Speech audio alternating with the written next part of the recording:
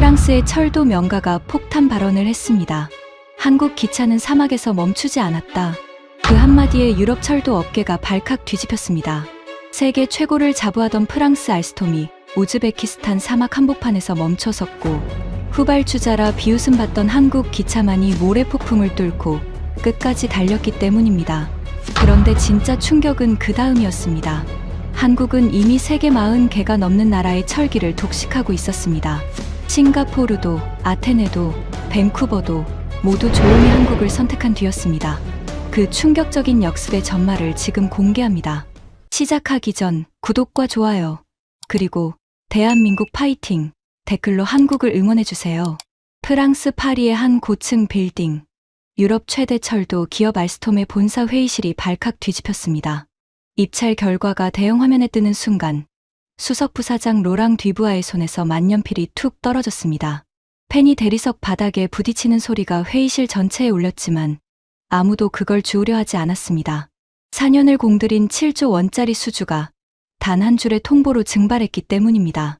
그것도 자신들이 사막의 후진국이라 비웃던 나라에서, 도면이나 베끼던 조립공장이라 조롱하던 나라에게 통째로 빼앗긴 겁니다. 회의실 안은 한동안 숨소리조차 들리지 않았습니다. 한 임원이 천천히 넥타이를 풀었습니다. 또 다른 임원은 창밖 파리의 야경을 멍하니 바라보며 헛웃음을 흘렸습니다. 그리고 그 패배는 시작에 불과했습니다. 그 뒤로 40개 나라가 결국 같은 선택을 하게 됩니다. 대체 그 회의실에서 무슨 일이 벌어진 걸까요? 그리고 그 결정을 내린 사람은 누구일까요? 오늘 사연 시작합니다. 안녕하세요. 저는 우즈베키스탄 교통부에서 차관으로 일하고 있는 루스탐 카리모프라고 합니다. 올해로 56이 됐고 철도와 함께 살아온 세월이 35해입니다. 소련 시절 철도국 말단 검수원으로 시작해서 지금은 우리나라 철도 현대화 사업의 칼자루를 쥐고 있죠. 방금 그 파리 회의실을 뒤집어 놓은 결정, 그걸 내린 사람이 바로 접니다. 그런데 시작하기 전에 솔직히 고백할 게 하나 있습니다. 그 결정을 내리기 불과 6달 전까지만 해도 저는 한국이라는 나라를 입찰 후보로조차 진지하게 보지 않았습니다. 제 책상 위에는 5나라의 제안서가 쌓여 있었는데 한국 제안서는 금의 아래 깔려 있었어요. 펼쳐보지도 않은 채로 말입니다. 저는 확신하고 있었습니다. 고속철은 유럽과 일본, 그리고 중국의 것이라고. 한국은 어디서 들어본 적도 없는 후발주자라고. 우리 우즈베키스탄의 그 혹독한 사막 환경을, 그 좁고 까다로운 관계 선로를 후발주자 따위가 맞출 수 있을 리 없다고. 저는 그렇게 믿었습니다. 그리고 그 믿음이 산산조각 나기까지 정확히 6달이 걸렸습니다. 지금부터 그 6달의 이야기를 처음부터 끝까지 들려드리겠습니다. 제가 평생 품어온 편견이 어떻게 무너졌는지, 그리고 제가 결국 무엇을 깨달았는지 부디 끝까지 들어주세요. 이야기는 그 통보가 있기 6달 전 우리 수도 타슈켄트의 한 회의실에서 시작됩니다. 그날 아침 저는 평소보다 1시간이나 일찍 청사에 도착했습니다. 창밖으로는 아직 새벽 어스름이 푸르게 깔려 있었고 사막에서 불어온 마른 바람이 유리창을 사각사각 긁고 지나갔어요. 저는 식어버린 홍차를 한 모금 마시며 책상 위에 쌓인 제안서들을 물끄러미 바라봤습니다. 그날은 우리나라 철도 역사에서 가장 중요한 날 중 하나였습니다. 타슈켄트에서 부하라까지 1200km를 잇는 고속철도 사업. 그 노선을 달릴 차량의 공급사를 결정하는 입찰 설명회가 열리는 날이었거든요. 기존에 그 노선을 달리던 건 스페인에서 들여온 낡은 고속열차였습니다. 수명이 다 됐고 부품도 단종됐죠. 한여름이면 냉방이 멈춰 승객들이 사막 한복판에서 발이 묶이기 일쑤였습니다. 새 열차가 필요했습니다. 그것도 우리 사막을 제대로 견뎌낼 진짜 열차가 말입니다. 저는 지난 여름의 일을 아직도 잊지 못합니다. 그 낡은 스페인 열차가 사막 한복판에서 냉방이 멈춘 채 2시간 넘게 멈춰섰던 날 말입니다. 객실 온도가 50도 가까이 치솟았고 노인 몇 분이 그 자리에서 쓰러졌습니다. 한 할머니가 손주에게 물을 먹이려고 떨리는 손으로 물병을 들던 모습이 뉴스 화면에 그대로 잡혔어요. 저는 그날 청사에서 그 화면을 보며 두 주먹을 꽉 쥐었습니다. 다시는 우리 국민을 저 뜨거운 모래 속에 내버려 두지 않겠다고 제 자신에게 약속했습니다. 이 고속철이 완성되면 사막으로 갈라져 있던 우리 도시들이 하나로 이어집니다. 타슈켄트의 청년이 부하라의 일자리로 출근하고 부하라의 노인이 수도의 큰 병원에 반나절 만에 닿을 수 있게 됩니다. 저는 이 철도가 그저 쇳덩어리가 아니라 우리 아이들의 미래를 실어 나를 핏줄이라고 믿었습니다. 그러니 그 위에 올릴 열차만큼은 제 목숨을 걸고서라도 제대로 골라야 했습니다. 이번 입찰은 제게 단순한 사업이 아니었습니다. 35해 철도 인생을 건 자존심이자 책임이었어요. 세계의 철도 강국들이 전부 눈독을 들였습니다. 프랑스의 알스톰, 독일의 지멘스, 그리고 중국과 스페인. 거기에 한국이 슬그머니 이름을 올렸죠. 저는 회의실로 들어서며 비서에게 물었습니다. 오늘 누가 다 옵니까? 전부 옵니다, 차관님. 알스톰은 수석 부사장이 직접 온다고 합니다. 수석 부사장이? 임원이 직접 온단 말입니까? 네. 로랑 뒤부하라는 사람입니다. 입찰 총괄이라고 하더군요. 전용기로 어젯밤 도착했다고 합니다. 저는 고개를 끄덕였습니다. 알스톰 정도 되는 회사가 임원을, 그것도 전용기까지 동원해 보낸다는 건 그만큼 이 사업을 기어이 가져가겠다는 뜻이었으니까요. 사실 저도 마음속으로는 이미 결론을 거의 내려둔 상태였습니다. 알스톰이나 지멘스, 둘 중 하나. 유럽이 가져갈 거라고요. 고속철의 한국이라니, 그건 제 머릿속에 아예 없는 선택지였습니다. 설명회 시간이 다가오자 회의실 문이 열리고 각국 대표단이 줄지어 들어왔습니다. 그리고 그 우리 가운데 한 남자가 유독 눈에 띄었습니다. 키가 크고 회색 정장을 빈틈없이 차려입은 사내였습니다. 손목에는 묵직한 금시계가 번쩍였고 걸음걸이에는 일말의 망설임도 없었어요. 그가 회의실을 천천히 둘러보는 눈빛이 마치 자기 집 거실을 둘러보는 사람의 그것이었습니다. 로랑 뒤부하였습니다. 그는 곧장 제게 다가와 악수를 청했습니다. 손은 얼음장처럼 차가웠고 악력은 필요 이상으로 강했습니다. 마치 누가 더 센지 재보려는 듯한 악수였어요. 카리모프 차관님, 만나 뵙게 되어 영광입니다. 이런 외진 곳까지 저희가 직접 찾아왔으니 사업 이야기는 그리 어렵지 않게 풀리리라 믿습니다. 저는 그 말의 가시를 그때는 미처 알아차리지 못했습니다. 이런 외진 곳까지, 그 한마디에 담긴 멸시를 저는 한참 뒤에야 곱씹게 됩니다. 설명회가 시작됐습니다. 한 나라씩 자기 차량을 소개하는 자리였죠. 마침내 뒤부하의 차례가 되자 그는 자리에서 천천히 일어나 회의실 앞으로 걸어 나갔습니다. 단상에 서서 좌중을 한 바퀴 느긋하게 둘러본 뒤 그가 입을 열었습니다. 여러분, 고속철도라는 게 대체 무엇입니까? 시속 300km로 달리는 쇳덩어리에 수백 명의 목숨을 싣는 일입니다. 이건 아무나 할 수 있는 일이 아닙니다. 그는 말을 잠시 멈추고 회의실 한쪽을 슬쩍 바라봤습니다. 그 시선이 향한 곳에는 한국 대표단이 조용히 앉아 있었습니다. 세상에는 진짜가 있고 흉내가 있습니다. 고속철의 진짜는 우리 프랑스입니다. 세계 최초의 고속철을 만든 게 누굽니까? 우리입니다. 나머지는 솔직히 말씀드리면 우리 도면을 받아다가 조립이나 하던 사람들이죠. 부품 몇 개 갈아 끼우는 거랑 시속 300km의 안전을 책임지는 건 전혀 다른 차원의 이야기입니다. 회의실 공기가 싸늘하게 얼어붙었습니다. 저는 그 순간 한국 대표단 쪽을 흘끗 봤습니다. 그들은 표정 하나 바꾸지 않고 가만히 앉아 있었어요. 화를 내지도 손을 들어 반박하지도 않았습니다. 그저 조용히 단상의 뒤부하를 바라보고 있을 뿐이었습니다. 한 사람은 작은 수첩에 무언가를 차분히 적고 있었고요. 저는 그게 자신감인지 무력감인지 그때는 구분하지 못했습니다. 그저 속으로 이렇게 생각했죠. 그래, 할 말이 없으니 가만히 있는 거겠지. 뒤부하가 자리에 앉고 나머지 나라들의 발표가 이어졌습니다. 독일 지멘스는 군더더기 없이 깔끔했지만 마지막에 내건 가격을 듣는 순간 회의실 곳곳에서 한숨이 새어나왔습니다. 우리 예산으로는 도저히 감당할 수 없는 액수였거든요. 중국 대표단은 파격적인 조건을 내밀었지만 요즘 세계가 중국산 차량을 어떤 눈으로 보는지 떠올리니 마음 한구석이 영 편치 않았습니다. 그리고 마지막 한국 차례가 됐습니다. 앞선 나라들처럼 화려한 영상도 거창한 자랑도 없었습니다. 한 엔지니어가 조용히 앞으로 나오더니 우리 사막의 기후 자료부터 차분히 펼쳐 보였습니다. 모래 폭풍이 가장 거센 계절, 선로 위에 하루에 쌓이는 모래의 양, 한낮과 한밤의 살인적인 온도차. 우리나라 사람인 저보다도 우리 땅을 더 자세히 들여다본 자료였습니다. 솔직히 말씀드리면 그날 저는 그 발표를 거의 건성으로 들었습니다. 어차피 결론은 유럽이라고 이미 마음속에 정해뒀으니까요. 그게 얼마나 어리석은 판단이었는지 그때의 저는 까맣게 몰랐습니다. 설명회가 끝나고 뒤부하는 저를 향해 가볍게 고개를 까딱했습니다. 모든 게 이미 정해졌다는 듯한 여유로운 미소와 함께요. 저는 그 미소가 그날따라 유난히 거슬렸지만 애써 마음을 다잡았습니다. 어차피 결론은 유럽이라고 다시 한번 스스로에게 되뇌면서요. 그날 저녁 우즈베키스탄 정부는 각국 대표단을 위한 만찬을 마련했습니다. 외교적 관례였죠. 타슈켄트 중심가의 한 연회장이었고 천장에는 화려한 샹들리에가 빛났습니다. 긴 테이블 위에는 김이 모락모락 나는 양고기 요리와 둥근 빵이 가득했고 공기 중에는 향신료 냄새가 진하게 퍼져 있었습니다. 한쪽에서는 전통악기 연주가 잔잔하게 흘러나왔어요. 저는 상석 가까이에 앉았고 뒤부하는 제 바로 맞은편에 자리를 잡았습니다. 그는 만찬 내내 거의 쉬지 않고 입을 놀렸습니다. 알스톰이 세계 어디어디에 고속철을 깔았는지, 자기가 어떤 나라의 어떤 거물들과 식사를 했는지 그런 자랑들이었죠. 와인을 연거푸 들이켜며 목소리는 점점 커졌습니다.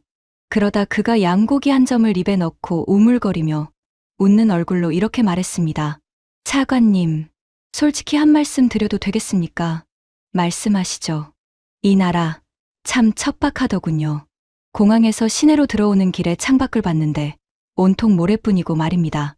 도로변에 풀 한 폭이 제대로 안 보이더군요. 이런 곳에 시속 300km짜리 첨단 열차를 굴린다는 게 사실 좀 과한 욕심 아닙니까? 그래도 우리 같은 명가가 이렇게 직접 와드렸으니 우즈베키스탄으로서는 더 없는 영광이라고 생각하셔야죠. 순간 테이블에 둘러앉은 우리 부처 직원들의 표정이 굳는 게 보였습니다. 저는 들고 있던 잔을 천천히, 아주 천천히 내려놨습니다. 잔 밑바닥이 식탁보에 닿는 소리마저 크게 들릴 만큼 주변이 조용해졌어요. 손끝이 미세하게 떨렸습니다. 화가 목구멍까지 차올랐지만 이건 외교 자리였습니다. 저는 끓어오르는 감정을 억지로 눌러 삼키고 입가에 미소를 만들었습니다. 부사장님, 우리 사막을 얕보지 마십시오. 이 땅을 달릴 열차라면 무엇보다 이 땅을 견딜 줄 알아야 합니다. 풀 한 폭이 자라기 힘든 이 모래바람 속을 30년 동안 멈추지 않고 달려야 하는 겁니다. 그게 그렇게 쉬운 일입니까? 물론입니다. 물론이에요. 그래서 우리가 직접 온 것 아니겠습니까? 그는 호탕하게 웃었습니다. 하지만 그 웃음 끝에는 명백한 비웃음이 끈적하게 묻어 있었습니다. 그때 만찬장 한쪽 끝에 조용히 앉아있던 한국 대표단 한 사람이 자리에서 일어나 제게 인사를 건네러 다가왔습니다. 그가 막 입을 열려는 찰나 뒤부하가 그를 가로막듯 큰 소리로 말했습니다. 거기. 오늘 발표 잘 봤습니다. 자료 정리 하나는 참 성실하게 하셨더군요. 그런데 말입니다. 학교 숙제처럼 자료를 잘 베껴온다고 해서 진짜 고속철을 만들 수 있는 건 아닙니다. 그건 우리 같은 어른들의 일이죠. 안 그렇습니까? 주변에서 몇몇이 키득거리며 웃었습니다. 대놓고 사람을 깔아뭉개는 모욕이었어요. 저는 그 순간 그 한국 사람의 얼굴을 살폈습니다. 그런데 그는 화를 내지 않았습니다. 얼굴을 붉히지도 않았어요. 그저 뒤부하를 향해 가볍게 고개를 한번 숙이고는 차분하고 단단한 목소리로 이렇게만 말했습니다. 좋은 말씀, 감사합니다. 숙제는 저희가 사막에서 끝내 보이겠습니다. 그러고는 조용히 제자리로 돌아가 앉았습니다. 단 한마디였습니다. 그런데 그 한마디가 그날 밤 내내 제 귓가를 떠나지 않고 맴돌았습니다. 만찬이 무르익을 무렵이었습니다. 한 사내가 슬그머니 제게 다가왔습니다. 뒤부하 옆에 늘 그림자처럼 붙어있던 남자였어요. 이름은 자비에라고 했습니다. 알스톰이 현지에 심어둔 로비스트였죠. 그는 제 귀에 바짝 입을 대고 아주 낮은 목소리로 속삭였습니다. 차관님, 잠시 따로 말씀 좀 나눌 수 있을까요? 차관님께 아주 좋은 이야기입니다. 저는 영문도 모른 채 그를 따라 연회장 구석의 작은 방으로 들어갔습니다. 자비에는 방에 들어서자마자 문을 소리 없이 닫았습니다. 그러더니 양복 안주머니에서 두툼한 봉투 하나를 꺼내 테이블 위에 슬며시 올려놓았어요. 이건 알스톰의 작은 성의입니다. 차관님 같은 분의 결정 한 번이 얼마나 무거운지 저희가 누구보다 잘 압니다. 그 무게에 대한 감사의 표시라고 생각해 주시면 됩니다. 봉투는 묵직했습니다. 안에 무엇이 들었는지는 굳이 열어보지 않아도 알 수 있었어요. 순간 등골이 서늘하게 식었습니다. 명치 끝이 돌덩이를 삼킨 것처럼 묵직하게 가라앉았습니다. 방 안의 공기가 갑자기 탁하게 느껴졌어요. 저는 봉투를 손가락 끝으로 천천히 밀어 자비의 앞으로 도로 돌려놓았습니다. 이건 가져가십시오. 우리 우즈베키스탄의 철도는 봉투 따위로 결정되지 않습니다. 자비의 얼굴에서 웃음기가 순식간에 사라졌습니다. 그는 봉투를 다시 안주머니에 집어넣더니 한 발짝 제게 다가와 조용히 말했습니다. 차관님, 세상 일이라는 게 너무 꼿꼿하면 부러지는 법입니다. 유럽을 등지시면 앞으로 국제금융시장에서 적잖은 불이익을 보실 수도 있어요. 우리 알스톰이 가진 인맥이 차관님 생각보다 훨씬 넓고 깊습니다. 다시 한번 잘 생각해 보시죠. 그건 부탁이 아니었습니다. 명백한 협박이었습니다. 저는 그 자리에서 더는 한마디도 하지 않고 방을 나왔습니다. 하지만 가슴속에서는 분노가 부글부글 끓어올랐어요. 어느새 손바닥에는 땀이 흥건히 배어 있었습니다. 연회장으로 돌아오니 뒤부하가 여전히 사람들에게 둘러싸여 큰 소리로 웃고 있었습니다. 저와 눈이 마주치자 그는 와인잔을 살짝 들어 보였습니다. 마치 모든 게 이미 다 끝났다는 듯한 그 여유로운 미소와 함께요. 그날 밤 저는 집으로 돌아와 한참을 침대에 누워 천장만 바라봤습니다. 도무지 잠이 오질 않았어요. 그들이 우리를 어떻게 보고 있는지 그날 너무나 또렷하게 느꼈기 때문입니다. 그들에게 우즈베키스탄은 그저 봉투 하나면 넘어갈 사막의 후진국이었습니다. 협박 한마디면 무릎을 꿇을 만만한 약소국이었어요. 35년을 철도에 바친 제 자존심에 깊은 생채기가 났습니다. 그런데 이상하게도 그날 밤 제 머릿속을 끝까지 떠나지 않은 건 비부하의 거만한 얼굴이 아니었습니다. 설명회 내내 단 한마디도 하지 않던 그 사람들. 조롱을 들으면서도 표정 하나 바꾸지 않고 그저 조용히 수첩에 무언가를 적던 그 한국 대표단의 침묵이 자꾸만 떠올랐습니다.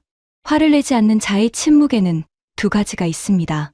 할 말이 없어서 어쩔 수 없이 침묵하는 경우와 굳이 말할 필요조차 느끼지 못해서 침묵하는 경우.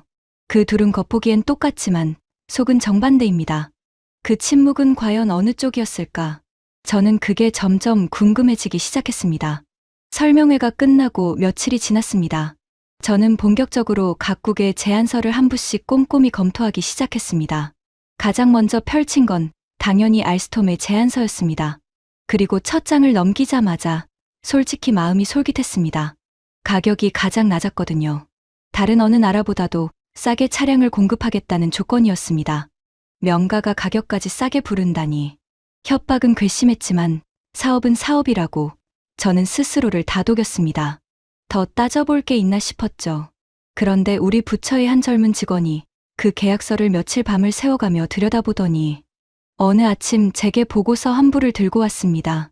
그의 얼굴은 잔뜩 굳어 있었고 눈은 벌겋게 충혈돼 있었습니다. 차관님, 이거 함정입니다. 함정이라니 무슨 소립니까? 차량 가격은 분명히 쌉니다. 그런데 차관님, 이 부분을 좀 보십시오. 부품 공급 조항하고 유지보수 조항입니다. 그는 떨리는 손으로 계약서의 한 페이지를 펼쳐 제 책상 위에 올렸습니다. 여기 이 작은 글씨로 박아둔 단서 조항을 보면 계약을 맺은 다음에 부품 가격을 자기들 마음대로 올릴 수 있게 돼 있습니다. 그것도 상한선이 없습니다. 제가 30년 운영 기간으로 계산을 해봤는데 부품값하고 정비비로만 차량값의 3배를 뽑아가는 구조입니다. 처음에 싸게 드리고 그 다음부터 우리 목을 조르겠다는 겁니다. 저는 그 보고서를 받아들고 숫자를 한 줄 한 줄 손가락으로 짚어가며 따라갔습니다. 그리고 페이지를 넘길수록 손가락 끝이 점점 차갑게 식어갔습니다. 정말이었습니다. 그들은 싼 값에 열차를 팔아넘기고 그 뒤 30년 동안 부품과 정비로 우리 숨통을 틀어주려는 속셈이었습니다. 한 번 발을 들이면 두 번 다시 빠져나올 수 없는 정교하게 짜인 덫이었어요. 저는 의자의 등을 깊이 기대고 천장을 한참 올려다봤습니다. 만찬에서 자비애가 봉투를 내밀던 장면이 뒤부하가 우리 땅을 모래뿐이라며 비웃던 얼굴이 차례로 머릿속을 스쳤습니다. 이제야 모든 게 하나로 꿰어졌습니다. 그들은 처음부터 우리를 동등한 사업 상대로 본 적이 없었던 겁니다. 그저 벗겨먹을 만만한 먹잇감으로 봤던 거예요. 그럼 다른 후보들은 어떻습니까? 제가 묻자 직원이 한숨을 쉬며 대답했습니다. 지멘스는 정반대입니다. 차량 자체는 훌륭한데 가격이 우리 예산을 한참 넘어섭니다. 그 돈을 다 주고 드리면 정작 노선 공사할 예산이 모자랍니다. 그리고 중국은 후보에서 빼셔야 할 것 같습니다. 중국을 왜요? 가격은 제일 좋지 않습니까? 차관님도 아시겠지만 요즘 미국과 유럽이 중국산 철도 차량을 안보 문제로 줄줄이 막고 있습니다. 차량 통신 장비 안에 무엇이 숨어 있을지 모른다는 이유로요. 미국은 아예 법으로 도입을 금지했고요. 우리가 굳이 그런 부담을 떠안았다가 나중에 국제적으로 발목을 잡힐 수도 있습니다. 저는 깊고 긴 한숨을 내쉬었습니다. 정리해보니 답이 보이지 않았습니다. 알스톰은 잘 짜인 함정이었습니다. 지멘스는 너무 비쌌습니다. 중국은 안보가 걸렸고 스페인 열차는 이미 한번 사막 한복판에서 우리를 멈춰 세운 전적이 있었습니다. 저는 처음으로 막막함을 느꼈습니다. 세계 최고라는 회사들을 다 불러 모아놓고도 정작 우리 사막을 정직하게 달려줄 열차가 단 한 대도 보이지 않았던 겁니다. 책상 위의 제안서 더미가 그날따라 유난히 무겁게 느껴졌습니다. 바로 그때였습니다. 사무실 문이 조용히 열리고 한 사람이 들어왔습니다. 우리 철도국에서 30년 넘게 일해온 베테랑 엔지니어 김 알렉세이였습니다. 고려인 3세였죠. 머리가 희끗희끗한 그는 우리 부처에서 차량 기술을 가장 깊이 아는 사람이었고 동시에 가장 말수가 적은 사람이기도 했습니다. 언젠가 그는 제게 지나가듯 이런 말을 한 적이 있었어요. 아주 오래전 자신의 좁은 모가 머나먼 동쪽 땅에서 화물칸에 실려 이 낯선 사막으로 강제로 끌려왔다고. 그 말을 할 때 그의 눈빛을 저는 아직도 기억합니다. 그가 제 책상 위에 한 부의 제안서를 두 손으로 조심스럽게 올려놓았습니다. 맨 아래 깔려 있어서 제가 끝내 펼쳐보지도 않았던 바로 그 제안서였습니다. 차관님, 이것만은 한번 보셨으면 합니다. 이게 뭡니까, 김 기사? 한국 회사 제안서입니다. 현대로템이라는 곳입니다. 저는 그 이름을 듣고 나도 모르게 미간을 찌푸렸습니다. 김 기사. 한국은 후발주자예요. 고속철을 제 손으로 만든 지 얼마 되지도 않은 나라입니다. 우리 사막을 그들이 무얼 안다고. 봉투 들고 협박하는 알스톰도 골치 아픈데 검증도 안 된 나라까지 들여다볼 여유가 없어요. 김 알렉세이는 잠시 저를 가만히 바라봤습니다. 그의 눈빛에는 평소에 그답지 않은 어떤 떨림 같은 게 어려 있었어요. 그가 천천히 그러나 또렷하게 입을 열었습니다. 차관님. 저도 처음엔 차관님과 똑같이 생각했습니다. 그래서 며칠을 미뤘습니다. 그런데 어젯밤 그 제안서를 펼쳐든 순간 제가 이 부처에서 30년 동안 봐온 그 어떤 제안서와도 다르다는 걸 알았습니다. 무엇이 그렇게 다른데요? 다른 회사들은 말입니다. 자기들이 원래 만들던 열차를 그대로 우리한테 팔겠다고 적어왔습니다. 우리더러 거기에 맞추라는 거죠.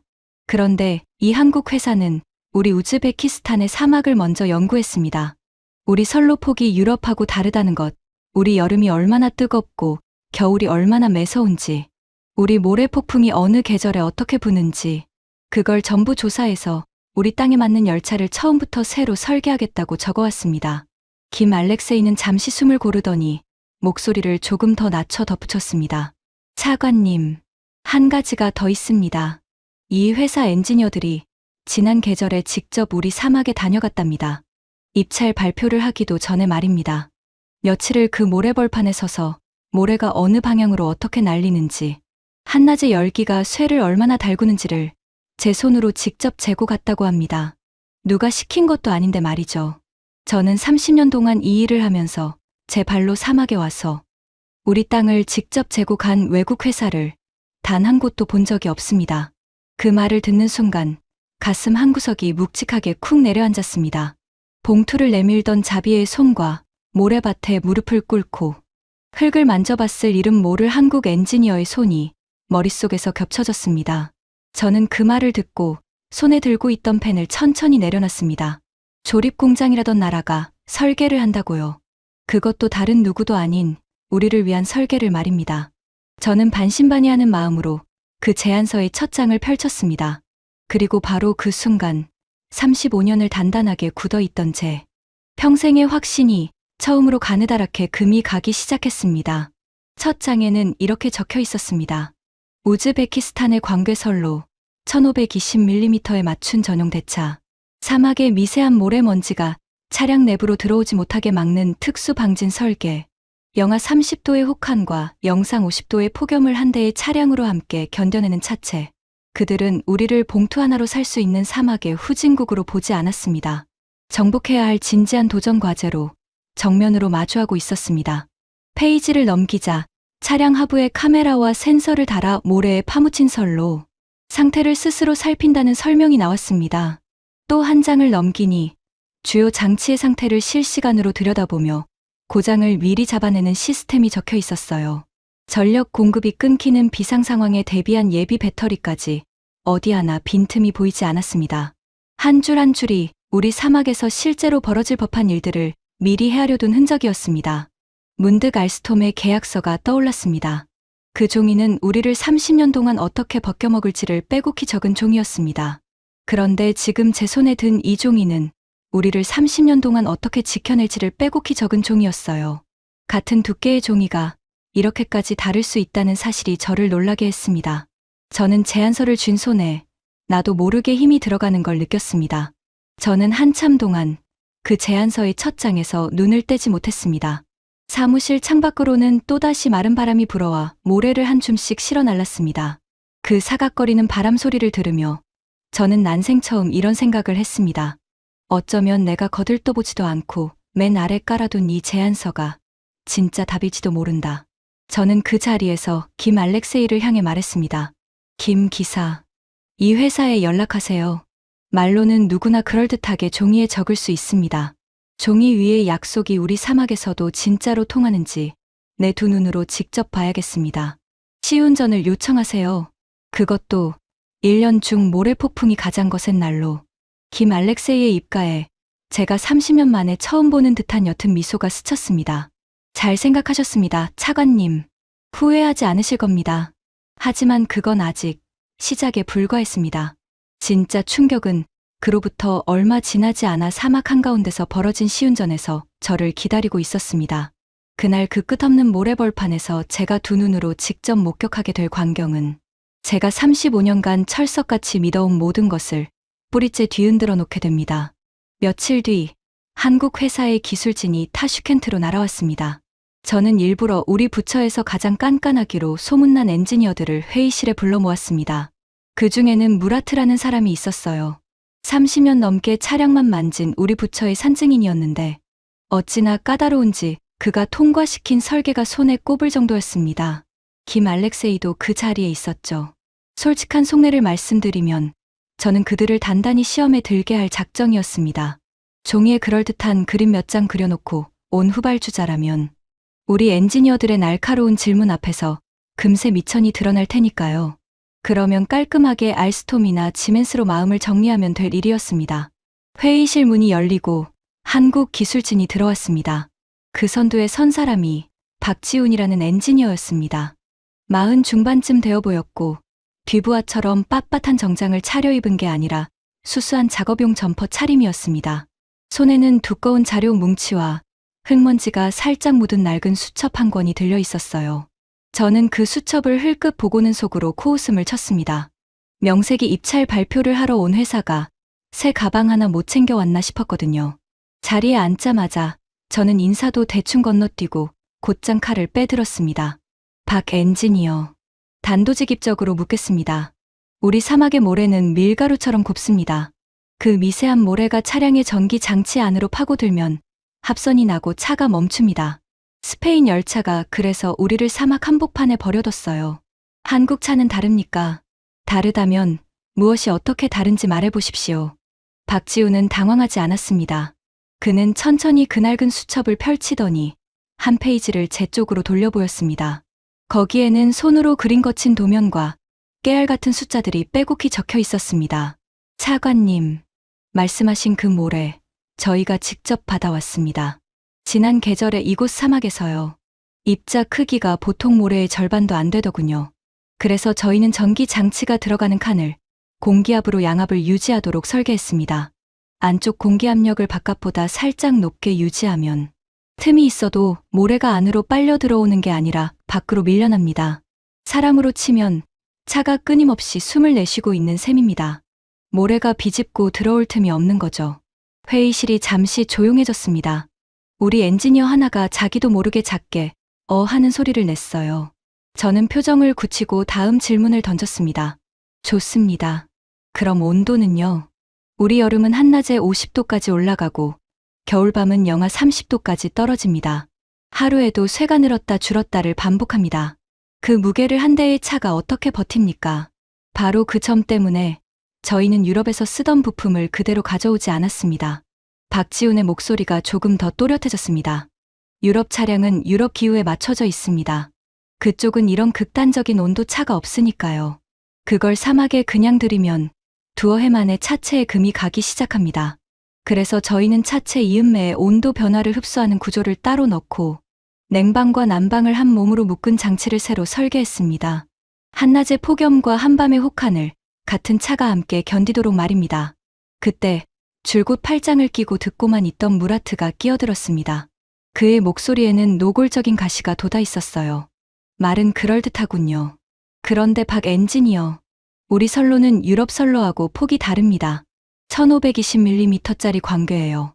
당신네 한국에서 쓰는 표준궤보다 한참 넓습니다.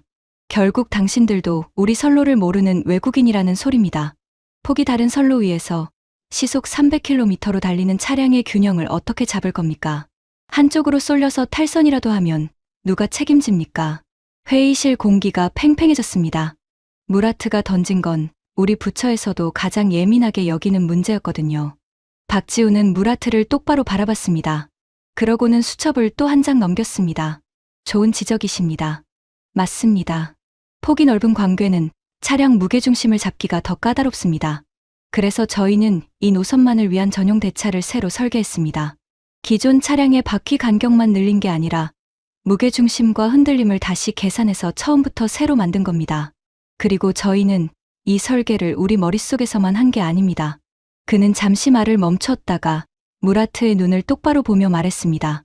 무라트 선생님, 저희 회사는 이미 다른 여러 나라에서 그 나라마다 다른 선로 폭에 맞춰 차량을 만들어 왔습니다. 폭이 좁은 나라, 우리처럼 표준인 나라, 그리고 광궤를 쓰는 나라까지요. 광궤가 처음이라 두려운 게 아니라 광궤를 다뤄본 경험이 있어서 더 조심하는 겁니다. 선생님이 30년 동안 이 선로를 지켜오셨듯이 저희도 30년 동안 남의 나라 선로에 우리 차를 맞춰온 사람들입니다. 무라트는 한동안 아무 말도 하지 않았습니다. 그러더니 천천히 팔짱을 풀었어요. 30년 만에 처음 보는 표정이었습니다. 그때 박지훈이 들고 온 작은 화면을 켜더니 사진 몇 장을 우리 쪽으로 돌려 보여줬습니다. 사진 속에는 한국 엔지니어들이 우리 사막 한복판에 서 있었습니다. 어떤 이는 모래밭에 무릎을 꿇고 두 손으로 모래를 받아 작은 통에 담고 있었고, 어떤 이는 한밤중에 두꺼운 외투를 껴입은 채 떨리는 손으로 온도계를 들여다보고 있었습니다. 또 다른 사진에서는 모래 폭풍이 부는 날, 차양도 없이 선로 옆에 쪼그려 앉아 바람에 모래가 어느 쪽으로 어떻게 쌓이는지를 일일이 기록하고 있었어요. 이게 지난 계절에 저희 팀이 이 땅에서 보낸 며칠입니다. 박지훈이 담담하게 말했습니다. 입찰에서 떨어질 수도 있는데 왜 그렇게까지 하느냐고 어떤 분이 묻더군요. 저는 이렇게 답했습니다. 우리 차가 달릴 땅을 우리가 모르면 그 땅 위의 사람들을 책임질 수 없다고요. 그때 무라트가 조금 누그러진 목소리로 물었습니다. 낮에는 50도, 밤에는 영하로 떨어지는 그 며칠을 정말 견뎠단 말이오. 우리 같은 토박이도 힘든 날씨인데 견뎠습니다.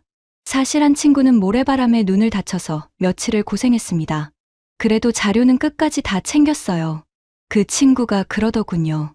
우즈베키스탄 할머니들이 평생을 견디는 그 더위를 우리가 며칠 못 견디면 무슨 낯으로 기차를 파느냐고요. 회의실이 다시 조용해졌습니다.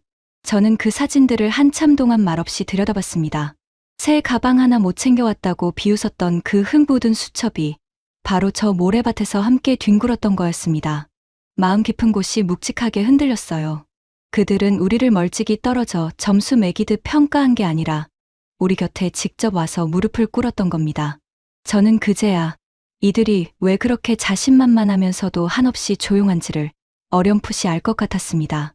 진짜 실력은 목소리를 높이지 않는 법이니까요. 저는 점점 마음 한구석이 불편해지기 시작했습니다. 제가 던진 함정 같은 질문들을 그는 마치 미리 답을 준비해둔 사람처럼 막힘없이 받아내고 있었거든요. 그래서 저는 일부러 가장 짓궂은 질문을 골랐습니다. 우리도 답을 모르는 질문이었어요. 마지막으로 하나. 차가 사막 한복판에서 도시도 마을도 없는 그 허벌판에서 갑자기 전력 공급이 끊겼다고 칩시다. 한여름 대낮에요. 승객 수백 명이 그 안에 갇히면 냉방도 멈추고 문도 안 열립니다. 그러면 어떻게 됩니까? 당신네 종이에는 그것까지 적혀 있습니까? 순간 회의실에 무거운 침묵이 흘렀습니다. 우리 엔지니어들조차 답을 모르는 문제였으니까요. 박지우는 잠시 저를 가만히 바라봤습니다. 그러고는 수첩을 한 장 더 넘겼습니다. 적혀 있습니다. 차관님. 저희가 그 사막에 며칠을 직접 서 있어 봤기 때문에 그게 얼마나 무서운 상황인지 압니다. 그래서 차량 안에 비상용 예비 배터리를 따로 넣었습니다.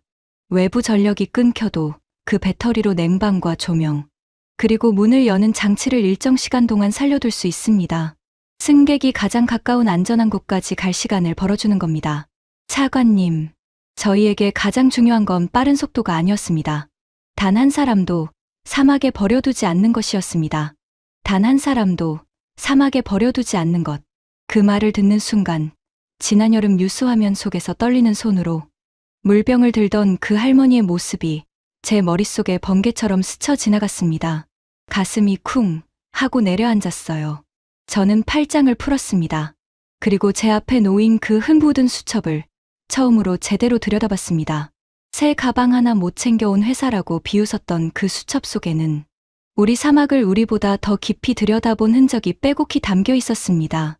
그 흙먼지는 게으름이 아니라 그들이 우리 모래밭에 직접 무릎을 꿇었다는 증거였습니다.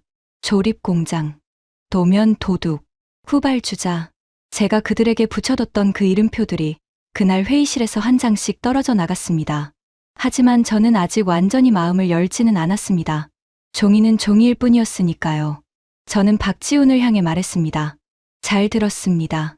하지만 나는 종이를 믿지 않습니다. 나는 내 눈을 믿어요. 모래 폭풍이 가장 거센 날, 사막에서 직접 보여주십시오. 당신네 차가 그 종이대로 달리는지를. 박지훈은 자리에서 일어나 깊이 고개를 숙였습니다. 그날을 기다리고 있었습니다. 차관님. 사막에서 뵙겠습니다. 시운전 날이 밝았습니다. 저는 일부러 1년 중 모래 폭풍이 가장 사납게 부는 날을 골랐습니다. 핑계 여지를 남기고 싶지 않았거든요. 약한 바람 속에서 잘 달렸다고 우길 게 아니라 진짜 지옥 같은 날에 누가 살아남는지를 보고 싶었습니다. 우리 일행은 새벽부터 사막 한가운데 마련된 시험 선로로 향했습니다.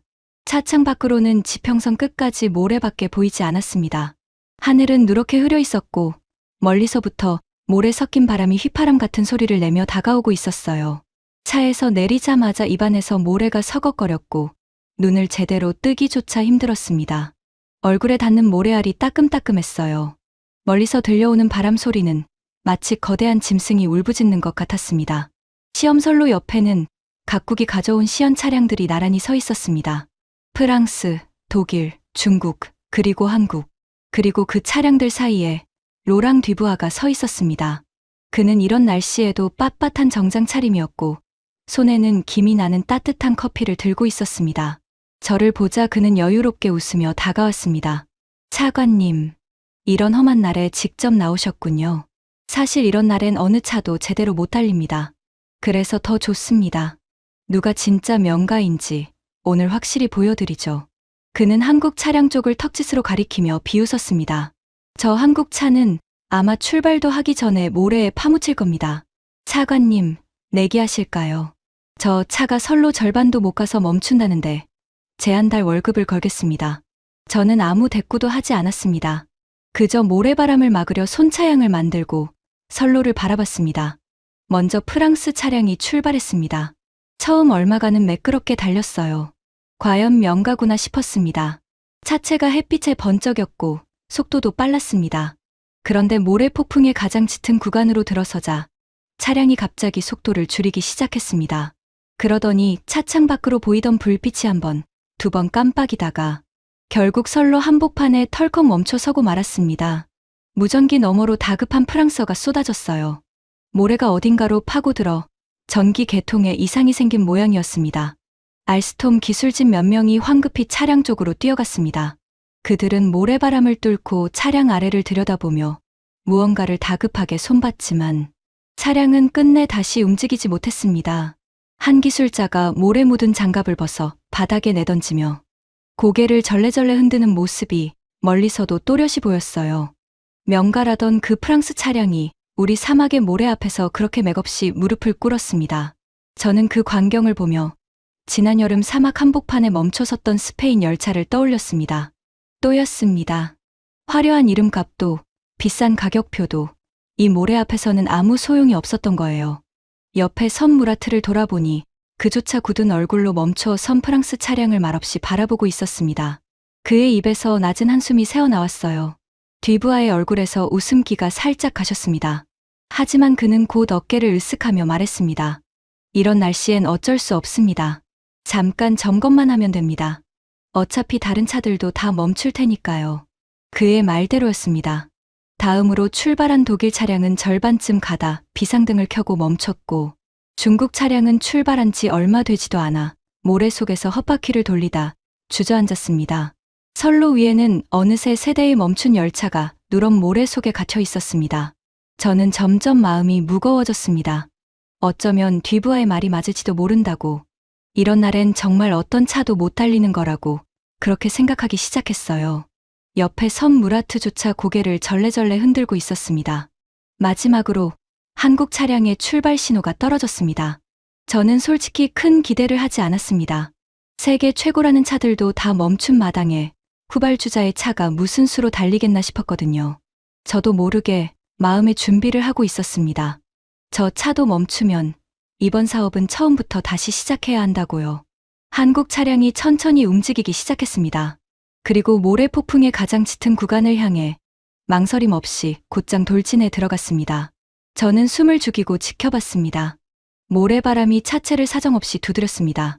누런 모래 장막이 차량을 집어삼키듯 덮쳤고 한순간 차량은 제 시야에서 완전히 사라졌습니다. 보이는 거라곤 누런 모래 벽뿐이었어요. 심장이 쿵쿵 뛰었습니다. 손바닥에 땀이 흥건히 배었어요. 멈췄나? 저것도 멈췄나? 저 모래 속에서 지금 무슨 일이 벌어지고 있는 건가? 시간이 멈춘 것 같았습니다. 바람 소리만 귓전에서 울부짖었습니다. 주위를 둘러보니 우리 일행 모두가 숨을 죽인 채 그 누런 모래 벽만 바라보고 있었습니다. 누구 하나 입을 열지 못했어요. 한 직원은 두 손을 꼭 모은 채 무어라 작게 중얼거리고 있었습니다. 기도하는 것 같았어요. 저 모래 속에서 차량이 멈춰버리면 우리의 마지막 희망도 함께 묻히는 거였으니까요. 저는 손목시계를 봤습니다. 초침이 유난히 느리게 움직였습니다. 10초가 1시간처럼 느껴졌어요. 머릿속에서는 온갖 생각이 어지럽게 스쳐갔습니다. 만약 저 차도 멈추면 나는 다시 처음으로 돌아가야 한다. 알스톰의 그 함정 계약서에 도장을 찍거나 아니면 우리 국민을 또다시 저 낡은 스페인 열차에 맡겨야 한다. 그 생각을 하니 입안이 바싹 마르고 손끝이 차갑게 식었습니다. 뒤부하는 어느새 입가에 다시 여유로운 웃음을 머금고 있었습니다. 저 한국 차도 곧 멈출 거라고 확신하는 표정이었어요. 그가 옆 사람에게 무어라 속삭이며 낮게 웃는 소리가 사나운 모래바람 사이로 희미하게 들려왔습니다. 그 웃음소리에 제 가슴은 더욱 조여왔습니다. 어쩌면 정말로 이 사막에서는 어떤 기차도 살아남을 수 없는 게 아닐까. 그 한국 엔지니어들의 흥부든 수첩도 결국 종이 위의 꿈에 불과했던 게 아닐까. 그런 의심이 제 마음 한구석을 차갑게 갉아먹기 시작했습니다. 그때였습니다. 모래 장막 저편에서 두 개의 불빛이 흔들림 없이 다가오기 시작했습니다. 그 불빛은 점점 또렷해지더니 마침내 차량의 형체가 모래 폭풍을 뚫고 모습을 드러냈습니다. 한국 차량이 멈추지 않았습니다. 그 사나운 모래 폭풍 한가운데를 속도 한번 줄이지 않고 묵묵히 끝까지 달려나갔습니다. 차체에는 모래가 잔뜩 들러붙어 있었지만 불빛은 단 한 번도 깜빡이지 않았습니다. 차량은 시험선로의 끝까지 곧장 달려가 정확히 제자리에 멈춰 섰습니다. 순간 저도 모르게 자리에서 벌떡 일어났습니다. 온몸에 소름이 쫙 돋았어요. 모래바람 때문이 아니었습니다. 가슴 깊은 곳에서 무언가 뜨거운 것이 울컥 솟구쳤습니다. 35년 동안 철도를 봐오면서 그렇게 가슴이 뛴 적은 없었습니다. 종이 위의 약속이 진짜였습니다. 옆을 돌아보니 김 알렉세이가 한 손으로 입을 가린 채 그 광경을 바라보고 있었습니다. 그의 눈에는 물기가 그렁그렁 어려 있었어요. 까칠하던 무라트는 멍하니 입을 벌린 채 그 자리에 굳어 있었습니다. 잠시 뒤 누군가의 입에서 짧은 탄성이 터져 나왔습니다. 그러자 우리 일행 사이에서 참고 있던 박수가 하나둘 터지기 시작했습니다. 사나운 모래바람 속에서 우리는 약속이라도 한 듯 그 한국 차량을 향해 손뼉을 쳤습니다. 무라트가 제 곁으로 천천히 다가와 굳은 목소리로 나직이 말했어요. 차관님, 제가 30년 동안 수많은 기차를 봤지만 이런 차는 처음입니다. 저는 이 차에 제 도장을 찍겠습니다. 그 까다롭던 무라트의 입에서 나온 그 한마디가 어떤 두꺼운 보고서보다도 묵직하게 제 가슴을 울렸습니다. 30년 경력의 자존심이 후발주자라 비웃던 나라의 기차 앞에서 스스로 고개를 숙이는 순간이었으니까요. 저는 천천히 뒤부 앞쪽으로 고개를 돌렸습니다. 그의 얼굴은 종이장처럼 하얗게 질려 있었습니다. 손에 들고 있던 커피잔이 미세하게 떨렸어요. 하지만 그는 곧 정신을 차리더니 갑자기 목소리를 높이기 시작했습니다. 이건 무효입니다. 오늘 날씨가 비정상이에요. 이런 날 시운전을 하는 건 공정하지 않습니다. 게다가 저 한국차 분명히 미리 손을 써뒀을 겁니다. 선로에 무슨 장치를 깔아둔 게 틀림없어요. 정직한 승부가 아닙니다. 다시 합시다. 날씨 좋은 날 다시. 저는 그를 똑바로 바라봤습니다. 가슴속에서 분노와 통쾌함이 동시에 끌어올랐습니다. 부사장님, 비정상적인 날씨에서 우리 국민을 안전하게 실어 나르는 게 바로 우리가 사려는 열차의 목적입니다. 평화로운 날에만 달리는 열차라면 굳이 비싼 돈을 주고 살 이유가 없지요. 모래폭풍은 날씨가 좋아질 때까지 기다려주지 않습니다. 그리고 부정행위라니 증거가 있습니까? 방금 그 선로는 당신네 프랑스 차량도 똑같이 달린 선로입니다. 뒤부하는 입술을 깨물었습니다. 증거가 있을 리 없었습니다. 그저 패배를 받아들이기 싫었던 것뿐이니까요. 그는 들고 있던 커피를 모래 위에 거칠게 쏟아버리고는 휙 돌아서 가버렸습니다. 그날 저는 모래바람을 맞으며 한참 동안 그 한국 차량 앞에 서 있었습니다. 차체에 두껍게 들러붙은 모래를 손으로 쓸어보면서 저는 생각했습니다. 내가 35년 동안 진짜와 가짜를 구분하는 눈을 가졌다고 믿어왔는데 어쩌면 나는 가장 중요한 걸 못 보고 있었던 게 아닐까? 진짜는 이렇게 모래폭풍 속에서 조용히 증명되는 것이었습니다. 하지만 그것조차 아직 절반에 불과했습니다.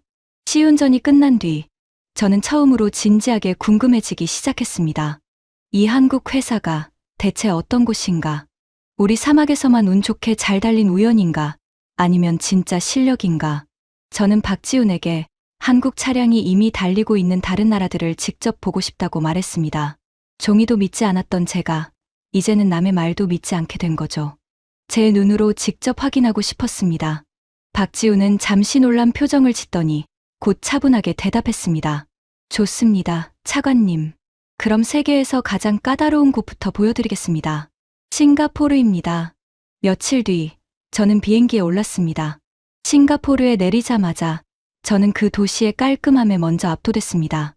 우리 사막과는 정반대인 습하고 푸르른 도시였어요. 거리는 티 하나 없이 정돈돼 있었고 공기에서는 비 냄새가 났습니다. 그리고 그곳에서 저는 새로 짓고 있는 한 지하철 노선의 시험 운행 현장으로 안내받았습니다. 그 노선의 전동차에는 운전석에 사람이 없었습니다. 저는 제 눈을 의심했습니다. 운전사가 단 한 명도 타지 않은 채로 전동차가 스스로 출발하고 스스로 속도를 조절하고 스스로 역에 정확히 멈춰섰습니다. 완전 무인 자동 운전이었습니다. 저는 그 매끄러운 움직임을 한참이나 넋을 잃고 바라봤습니다. 저를 안내하던 싱가포르 교통당국의 한 관계자가 자랑스럽게 설명했습니다. 이건 정말 어려운 기술입니다, 차관님. 사람이 없으면 이상 상황이 생겨도 사람이 판단할 수가 없어요. 모든 걸 시스템이 알아서 해야 합니다. 터널에서 연기가 나면 알아서 멈추고 앞차와의 거리를 알아서 조절하고 비상시엔 승객을 알아서 안내해야 하죠. 이 기술을 제대로 가진 회사가 세계에 몇 곳 없습니다. 손에 꼽을 정도예요. 저는 직접 그 무인 전동차에 올라타 봤습니다. 사람이 운전하지 않는데도 출발도 멈춤도 어찌나 부드러운지 몸이 거의 흔들리지 않았어요. 창밖으로 싱가포르 시민들이 아무렇지 않게 타고 내렸습니다. 그들은 자기가 탄 이 차가 어느 나라 기술로 만들어졌는지 아무도 신경 쓰지 않는 눈치였습니다. 전동차가 다음 역으로 미끄러지듯 달리는 동안 저는 창문에 비친 제 얼굴을 물끄러미 바라봤습니다. 불과 몇 달 전 한국 제안서를 거들떠보지도 않고 책상 맨 아래에 깔아두던 제 모습이 떠올랐어요. 부끄러웠습니다. 진짜를 알아보는 눈을 가졌다던 제가 세계에서 가장 까다롭다는 이 도시보다도 한참 늦었던 겁니다. 저는 안내하던 그 관계자에게 한 가지를 더 물었습니다. 솔직히 여쭙겠습니다. 처음 한국 회사가 입찰에 들어왔을 때 의심하지 않으셨습니까? 저희처럼 말입니다. 그는 잠시 웃더니 천천히 고개를 끄덕였습니다. 물론 의심했죠. 다들 그랬습니다. 그런데 차관님, 우리가 한 가지를 확인하고 나서 마음을 바꿨습니다. 한국 회사는 한 번 약속한 납기를 단 한 번도 어긴 적이 없었어요. 다른 나라들은 사정이 생기면 슬그머니 납기를 미룹니다. 그런데 한국은 오히려 약속보다 일찍 차를 가져다 주더군요. 그게 어떤 의미인지 아십니까? 그 나라는 신용을 목숨처럼 여긴다는 뜻입니다. 약속을 지키는 회사는 사고가 나도 끝까지 책임을 집니다. 도망가지 않아요. 우리가 산 건 기차가 아니라 바로 그 신용이었습니다. 그 말이 제 가슴에 깊이 박혔습니다. 약속을 지키는 나라, 신용을 목숨처럼 여기는 나라, 봉투와 협박과 거짓으로 일하던 알스톰과는 정확히 정반대의 세계였습니다. 저는 조심스럽게 물었습니다. 그런데 싱가포르는 왜 이 차량을 한국 회사에 맡겼습니까? 유럽이나 일본에 더 유명한 회사들도 많지 않습니까? 솔직히 저도 얼마 전까지는 한국이라는 이름을 후보로도 보지 않았습니다. 그 관계자는 빙긋 웃었습니다. 차관님, 우리 싱가포르는 세계에서 가장 까다로운 발주처로 유명합니다. 우리는 이름값으로 차를 사지 않습니다. 우리는 기술과 신뢰로 삽니다. 프랑스, 독일, 일본의 거대 기업들이 전부 이 사업을 노렸습니다. 그런데 우리는 한국을 골랐어요. 기술은 세계 최고 수준인데 가격은 유럽보다 훨씬 합리적이고 무엇보다 약속한 납기를 칼같이 지키거든요. 우리처럼 효율을 목숨처럼 여기는 도시한테 그보다 매력적인 상대는 없습니다. 저는 한동안 말을 잇지 못했습니다. 세계에서 가장 까다롭다는 도시가 유럽과 일본을 다 제치고 한국을 골랐다. 그것도 가장 어렵다는 무인 운전 차량을 말입니다. 그 관계자는 헤어지기 전에 제게 잊지 못할 말을 들려줬습니다. 재밌는 게 뭔지 아십니까, 차관님? 우리 시민 수백만 명이 매일 이 전동차를 타게 될 텐데 그게 한국 기술로 만든 건 줄 아는 사람은 거의 없을 겁니다. 한국 기업들은 요란하게 광고하지 않거든요. 그냥 조용히 정확하게 만들어서 납품하고는 묵묵히 사라집니다. 자랑할 줄을 몰라요. 그게 어떨 땐 좀 답답하기도 하고 어떨 땐 참 대단해 보이기도 합니다. 그 말이 제 가슴 어딘가를 묵직하게 건드렸습니다. 타슈켄트로 돌아오는 비행기 안에서 저는 박지훈이 건넨 한 권의 자료집을 펼쳤습니다. 그리고 저는 다시 한번 충격에 빠졌습니다. 한국 차량은 싱가포르에만 있는 게 아니었습니다. 유럽의 오랜 고도, 그리스 아테네의 지하철, 그 차량을 한국 회사가 만들었다고 적혀 있었습니다. 캐나다 밴쿠버, 공항에서 도심을 잇는 그 지하철도 그것도 한국 차량이었습니다. 튀르키예 이스탄불의 지하철에도 한국 전동차가 매일같이 달리고 있었어요. 사진 속 차량의 한 귀퉁이에는 작은 글씨로 한국 회사의 이름이 새겨져 있었습니다. 저는 자료집을 든 손이 가늘게 떨리는 걸 느꼈습니다. 아테네를 여행하는 관광객이, 밴쿠버에서 공항으로 가는 시민이, 이스탄불의 거리를 오가는 사람들이 이미 수십 년째 자기도 모르는 사이에 한국 기술 위에서 매일을 살아가고 있었던 겁니다. 저 까다로운 선진국의 도시들이 이미 오래전부터 조용히 한국을 선택해온 거예요. 저는 자료집 속 사진들을 한 장 한 장 천천히 넘겨봤습니다. 고대 신전이 내려다 보이는 아테네의 지하철 승강장, 눈 덮인 산을 배경으로 공항을 향해 달리는 밴쿠버의 열차, 두 대륙이 맞닿는 이스탄불의 분주한 역, 그 모든 풍경 속에서 한국이 만든 차량이 마치 아무 일도 아니라는 듯 묵묵히 달리고 있었습니다. 그곳의 사람들은 그게 한국 차인 줄도 모른 채 매일 아침 그 차에 몸을 싣고 일터로 향했을 겁니다. 저는 문득 우리 우즈베키스탄의 어느 할머니가 손주의 손을 잡고 그 한국 고속철에 오르는 날을 그려봤습니다. 그 할머니도 자기가 탄 기차가 어느 나라 것인지는 모르겠지요. 그저 끝없는 사막을 가로질러 손주를 데리고 안전하게 도시에 닿았다는 사실에 깊이 안도하며 미소 지을 겁니다. 어쩌면 진짜 좋은 기술이란 그렇게 요란하지 않게 조용히 사람들의 하루하루를 떠받치는 것인지도 모릅니다. 저는 그날 비행기 안에서 제가 그동안 진짜를 너무 시끄러운 곳에서만 찾고 있었다는 걸 깨달았습니다. 그런데 저는 그 사실을 단 하나도 몰랐습니다. 제가 후발주자라고 들어본 적도 없는 나라라고 코웃음 쳤던 바로 그 시간 동안 한국은 이미 세계 곳곳을 묵묵히 달리고 있었습니다. 저만 모르고 있었던 거예요. 아니, 어쩌면 저처럼 편견에 눈이 가려진 사람들만 그걸 끝내 못 보고 있었던 건지도 모릅니다. 창밖으로 흰 구름이 흘러갔습니다. 저는 그 구름을 한참 바라보며 35년 동안 제가 세상을 얼마나 좁은 눈으로 봐왔는지를 처음으로 부끄럽게 깨달았습니다. 나는 진짜를 보는 눈을 가졌다고 자부했지만 정작 가장 큰 진짜를 코앞에 두고도 알아보지 못했던 겁니다. 타슈켄트로 돌아온 그날 밤이었습니다. 저는 청사에 늦게까지 남아 있었습니다. 머릿속이 복잡했거든요. 창밖은 이미 캄캄했고 사막에서 불어온 밤바람이 유리창을 두드리고 있었습니다. 그때 김 알렉세이가 따뜻한 차 2잔을 들고 제 방으로 들어왔습니다. 그는 평소답지 않게 한참을 말없이 창밖의 어두운 사막만 바라봤습니다. 그의 옆모습이 그날따라 유난히 쓸쓸해 보였어요. 김 기사, 무슨 할 말이 있는 얼굴이군요. 제가 묻자 그는 천천히 입을 열었습니다. 그의 목소리는 평소보다 조금 떨리고 있었습니다. 차관님, 제 이야기를 좀 들어주시겠습니까? 한 번도 누구에게 한 적 없는 이야기입니다. 저는 고개를 끄덕였습니다. 그는 찻잔을 두 손으로 감싸 쥐더니 먼 곳을 보는 눈으로 이야기를 시작했습니다. 저희 할아버지, 할머니는 말입니다. 아주 먼 옛날, 머나먼 동쪽 땅에 살던 분들이었습니다. 그런데 어느 날 아무 잘못도 없이 화물 기차에 실렸답니다. 짐짝처럼요. 창문도 없는 차 뒤찬 화물칸에 갇혀 몇 날 며칠을 이 낯선 중앙아시아 사막까지 강제로 끌려오셨습니다. 가는 길에 많은 사람이 죽었다고 들었습니다. 어린아이들도요. 추위와 굶주림에 화물칸 바닥에서 그대로 숨을 거뒀답니다. 저는 들고 있던 찻잔을 조용히 내려놨습니다. 방 안의 공기가 무겁게 가라앉았어요.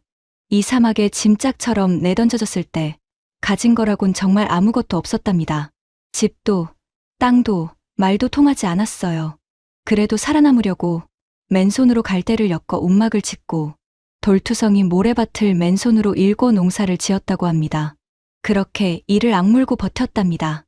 저는 그분들의 후손입니다. 이 사막에서 태어나 이 사막에서 자랐습니다.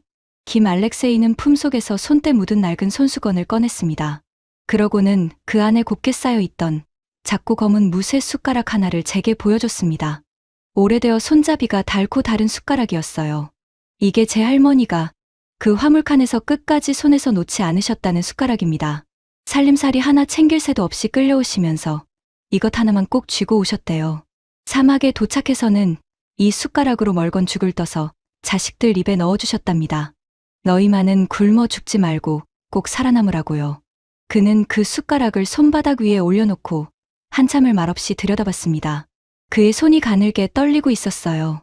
할머니는 돌아가시기 전에 제 손을 꼭 잡고 이렇게 말씀하셨습니다.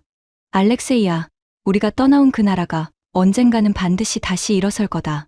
우리가 이 사막에서 맨손으로 일어섰듯이 말이다. 라고요. 저는 그때 그냥 늙은 할머니의 부질없는 소망이라고만 생각했습니다.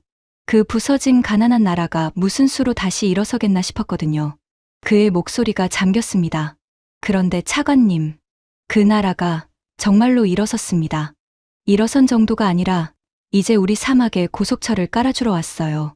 할머니 말씀이 70년이 지나서 그대로 맞아떨어진 겁니다. 저는 이 숟가락을 그 첫 기차가 우리 사막을 달리는 날 꼭 품에 넣고 갈 생각입니다.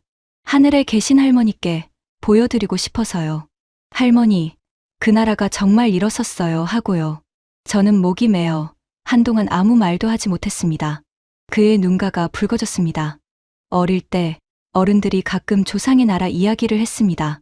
그런데 그 이야기는 늘 슬펐어요.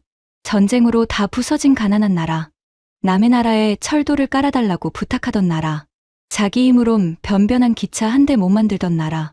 저는 그 이야기를 들으며 자라서 솔직히 그 먼 조상의 나라가 부끄럽기도 하고 멀게만 느껴졌습니다. 평생 한 번도 가보지 못한 나라였으니까요. 저한테는 그저 슬픈 예시이야기 속의 나라일 뿐이었습니다. 김 알렉세이는 잠시 말을 멈추고 깊게 숨을 들이쉬었습니다. 그의 목소리가 조금씩 떨려왔어요. 그런데 차관님, 그 부서졌던 나라가 말입니다. 그 변변한 기차 한 대 못 만들던 나라가 이제 우리 우즈베키스탄의 사막을 달릴 고속철을 만들어 왔습니다. 제 조상들이 짐짝처럼 끌려와 묻힌 이 모래 위를 그 나라가 만든 기차가 달리게 되는 겁니다. 저는 그 제안서를 처음 펼쳐든 날 밤 사무실에 혼자 남아 한참을 소리 죽여 울었습니다. 늙은이가 주책이지요. 저는 아무 말도 할 수 없었습니다. 가슴이 먹먹하게 차올랐어요. 목구멍이 뜨거워졌습니다. 제가 그 한국 회사 엔지니어들과 이야기를 나눠봤습니다. 그들에게 물었어요. 어떻게 이렇게 짧은 시간에 여기까지 왔냐고. 그랬더니 박 엔지니어 곁에 있던 한 젊은 엔지니어가 이렇게 말하더군요. 우리 할아버지 세대는 보릿고개를 넘으며 굶주렸고, 우리 아버지 세대는 남의 기술을 배우려고 밤을 새웠고, 우리 세대는 그걸 우리 것으로 만들려고 30년을 쉬지 않고 달렸습니다. 라고요. 차관님, 저는 그 말을 듣고 왜 그 한국차가 모래폭풍 속에서 멈추지 않았는지 비로소 알 것 같았습니다. 그의 목소리가 마침내 갈라졌습니다. 그 나라는 버려진다는 게 어떤 건지 압니다. 폐허에서 맨손으로 다시 일어선다는 게 어떤 건지 알아요. 그러니까 그들은 우리 국민을 절대 사막에 버려두지 않을 겁니다. 자기들이 직접 그 밑바닥을 겪어봤으니까요. 차관님, 저는 엔지니어로서가 아니라 이 사막에서 살아남은 한 사람의 후손으로서 말씀드립니다. 저 기차를 우리 땅에 드리고 싶습니다. 부디 드리게 해주십시오.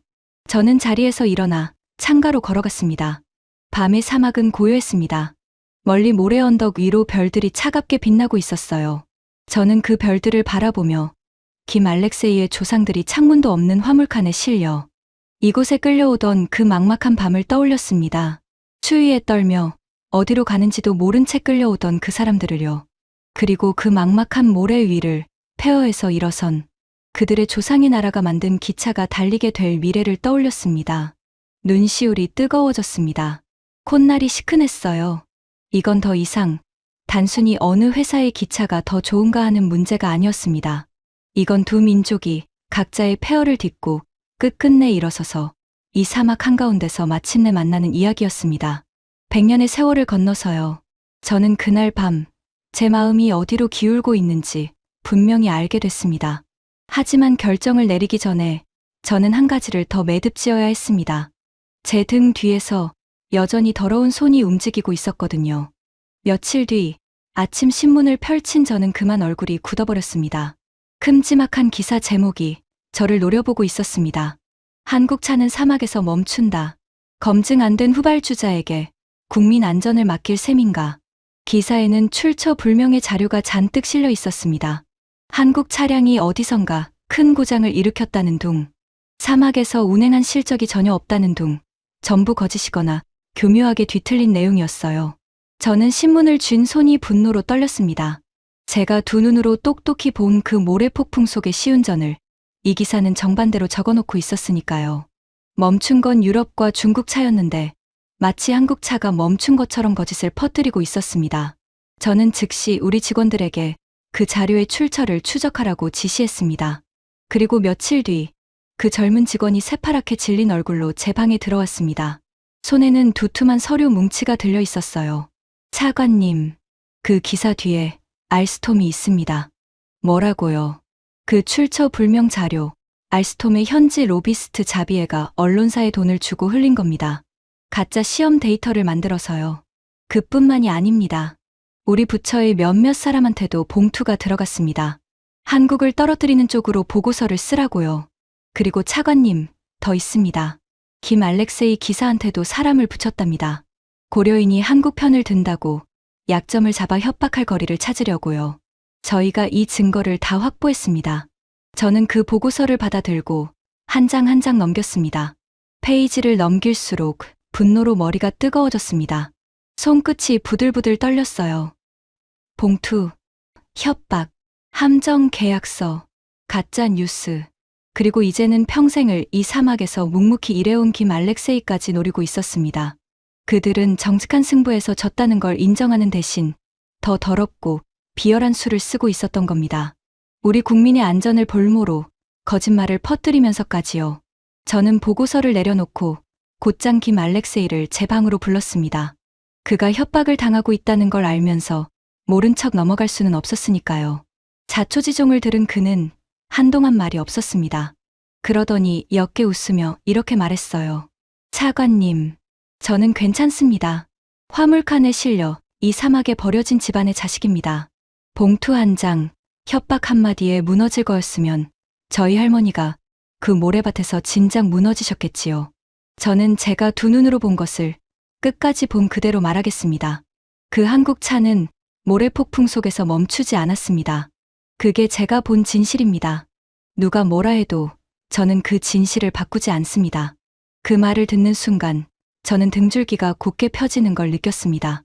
폐허에서 맨손으로 일어선 사람들에게는 어떤 거짓도 협박도 비집고 들어갈 수 없는 단단함이 있었습니다. 김 알렉세이가 그리고 저 한국 회사가 똑같이 그 단단함을 품고 있었어요. 봉투와 거짓으로 쌓아 올린 뒤부하의 자신감과는 뿌리부터 다른 단단함이었습니다. 저는 그제야 확실히 알았습니다. 제가 누구의 손을 잡아야 하는지를요. 저는 그 길로 뒤부하에게 면담을 요청했습니다. 그가 제 방에 들어섰을 때 그는 여전히 빳빳한 정장 차림에 여유로운 미소를 띠고 있었습니다. 마치 모든 게 자기 뜻대로 흘러가고 있다는 듯한 표정이었어요. 차관님, 부르셨다고요. 이제 현명한 결정을 내리실 때가 된 것 같군요. 그 신문 기사 보셨습니까? 여론이 심상치 않습니다. 국민 안전을 생각하셔야죠. 저는 책상 위에 그 증거 보고서를 탁 소리가 나게 내려놓았습니다. 부사장님, 이게 뭔지 아십니까? 당신네 회사가 우리 언론에 돈을 주고 흘린 가짜 자료, 우리 직원들한테 건넨 봉투, 우리 김 알렉세이 기사를 협박하려 한 기록, 그리고 그 모든 것의 출처를 추적한 증거입니다. 전부 여기 있습니다. 당신이 말하는 그 여론이라는 게 바로 당신 손으로 만들어낸 거짓이었던 겁니다. 뒤부하의 미소가 아주 잠깐 흔들렸습니다. 하지만 그는 곧 어깨를 으쓱하며 태연하게 말했습니다. 차관님, 사업이라는 게 다 그런 겁니다. 너무 순진하게 생각하지 마십시오. 우리 같은 큰 회사는 세계 어디서든 다 이런 식으로 일을 합니다. 이게 현실이에요. 그 한국 회사라고 깨끗할 것 같습니까? 다들 겉으로만 점잖은 척하는 거죠. 그 한국 회사는. 저는 그의 말을 단칼에 끊고 또 다른 서류 한 장을 그 앞에 내밀었습니다. 가짜 뉴스를 흘리는 대신 이걸 보내왔습니다. 부사장님, 한국 회사가 차량을 계획보다 무려 7개월이나 앞당겨 납품하겠다고 알려왔습니다. 당신네가 우리 뒤통수를 칠 궁리를 하고 우리 직원을 협박할 약점을 캐는 동안 그들은 우리한테 어떻게 하면 더 빨리, 더 안전한 기차를 안겨줄까만 생각하고 있었던 겁니다. 이게 진짜와 가짜의 차이입니다. 뒤부하는 그 서류를 흘끗 보더니 갑자기 목소리를 누그러뜨렸습니다. 한 발 물러서는 척하면서요. 차관님, 흥분을 좀 가라앉히시죠. 우리도 납기를 더 당길 수 있습니다. 가격도 더 깎아드리지요. 원하시는 조건을 말씀만 하십시오. 우리 알스톰은 차관님 같은 분과 오래오래 함께 가고 싶습니다. 저는 그만 헛웃음이 나왔습니다. 조금 전까지 모래폭풍 속에서 자기 차가 멈춰설 때는 시운전이 무효라고 떼를 쓰더니 이제 와서 조건을 더 얹겠다는 거였습니다. 부사장님, 가격을 더 깎고 납기를 더 당기는 게 가능했다면 대체 왜 처음부터 그러지 않으셨습니까? 우리를 봉투 하나면 넘어갈 만만한 상대로 봤기 때문 아닙니까? 당신은 지금 이 순간에도 숫자 몇 개만 더 얹으면 제 마음을 살 수 있다고 믿고 있어요. 바로 그 생각이 당신과 저 한국 사람들의 가장 큰 차이입니다. 그들은 우리 마음을 사려 하지 않았습니다. 그저 우리 사막에 직접 무릎을 꿇었을 뿐이지요. 뒤부하의 얼굴이 마침내 일그러졌습니다. 여유롭던 미소가 완전히 사라지고 그 자리에 차가운 저기가 드러났어요. 그는 한 발짝 제게 다가오며 목소리를 낮게 깔았습니다. 카리모프 차관, 마지막으로 경고하겠습니다. 우리 알스톰을 등지면 당신은 국제 무대에서 끝납니다. 우리가 가진 힘이 어느 정도인지 당신 같은 사막의 관료는 상상도 못할 겁니다. 이 척박한 나라가 유럽의 진짜 힘을 감당할 수 있을 것 같습니까? 잘 생각하세요. 후회하게 될 겁니다. 사막의 관료, 이 척박한 나라, 그 순간 그의 본색이 완전히 드러났습니다. 그에게 우리는 처음부터 끝까지 그저 벗겨먹고 짓밟아도 되는 사막의 후진국이었던 겁니다. 봉투로 사고, 협박으로 누르고, 거짓으로 속이면 그만인 만만한 상대요. 모래 폭풍 속에서도 멈추지 않은 그 진짜를 그는 끝까지 인정할 마음이 없었습니다. 하지만 그날 제 안에서는 더 이상 두려움이 일지 않았습니다. 모래 폭풍을 뚫고 달려오던 그 한국 차량의 불빛이, 그리고 폐허에서 일어선 두 민족의 이야기가 제 등을 단단히 받치고 있었으니까요. 저는 그 어느 때보다 마음이 차분했습니다. 저는 자리에서 천천히 일어나 그를 똑바로 마주 봤습니다. 그리고 한마디 또렷하게 말했습니다. 부사장님, 당신은 오늘 제게 두 가지를 가르쳐 줬습니다. 하나는 가짜는 위기 앞에서 반드시 제 발로 정체를 드러낸다는 것. 그리고 또 하나는 우리 우즈베키스탄을 끝까지 사막의 후진국으로 본 게 바로 당신의 가장 큰 실수였다는 겁니다. 우리는 봉투로 살 수 있는 나라가 아닙니다. 이제 그만 돌아가십시오. 그리고 당신네 파리 본사에 그대로 전해주십시오. 저는 잠시 숨을 골랐습니다. 창밖에서는 또다시 마른 사막 바람이 유리창을 사각사각 긁고 지나갔습니다. 그리고 그 바람 소리 위로 제 마음속에서 한 문장이 천둥처럼 울렸습니다. 그 한 문장이 머지않아 파리의 그 화려한 회의실을 발칵 뒤집어 놓게 됩니다. 뒤부하가 제 방을 나가고 저는 한참을 혼자 앉아 있었습니다. 창밖에서는 해가 천천히 사막 너머로 기울고 있었습니다. 모래 언덕이 붉게 물들었어요. 저는 책상 위에 놓인 두 개의 서류를 번갈아 바라봤습니다. 하나는 알스톰의 함정 계약서와 그들의 더러운 공작을 담은 증거 보고서였고, 다른 하나는 흙먼지가 묻은 한국 회사의 제안서였습니다. 봉투와 협박과 거짓으로 쌓아 올린 종이, 그리고 모래밭에 무릎을 꿇고 적어 내려간 종이, 제 35년 철도 인생의 마지막 결정이 그 두 종이 사이에 놓여 있었습니다. 저는 더 망설이지 않았습니다. 그날 밤, 저는 결정을 내리고도 쉽게 자리를 뜨지 못했습니다. 청사복도로 나서니 불 켜진 방이 하나 있었어요. 김 알렉세이의 사무실이었습니다. 이 늦은 시간까지 그는 한국 차량의 정비 계획서를 들여다보고 있었습니다. 마치 이미 그 기차가 우리 것이 된 것처럼 말이죠. 저는 문을 두드리고 들어가 그의 앞에 앉았습니다. 그리고 조용히 말했습니다. 김 기사, 결정했습니다. 한국입니다. 그는 들고 있던 서류를 천천히 내려놓았습니다. 한동안 아무 말도 하지 못했어요. 그러더니 두 손으로 얼굴을 감싸고 어깨를 들썩이기 시작했습니다. 평생 말수 적던 그가 제 앞에서 소리 없이 울고 있었습니다. 고맙습니다, 차관님. 정말 고맙습니다. 그가 떨리는 목소리로 말했습니다. 저는 이 결정이 단순히 좋은 기차를 고른 거라고 생각하지 않습니다. 차관님은 오늘 우리 같은 사람들의 100년 묵은 한을 조금은 풀어주신 겁니다.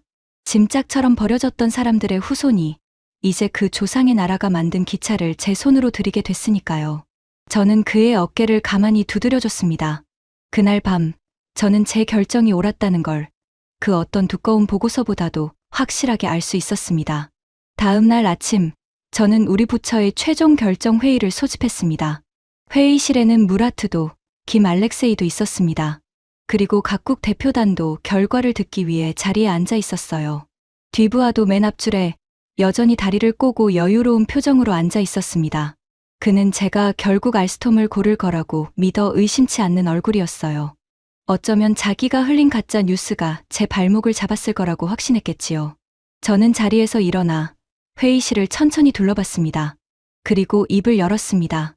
오늘 우리 우즈베키스탄의 미래를 달릴 고속철도 차량의 공급사를 발표하겠습니다.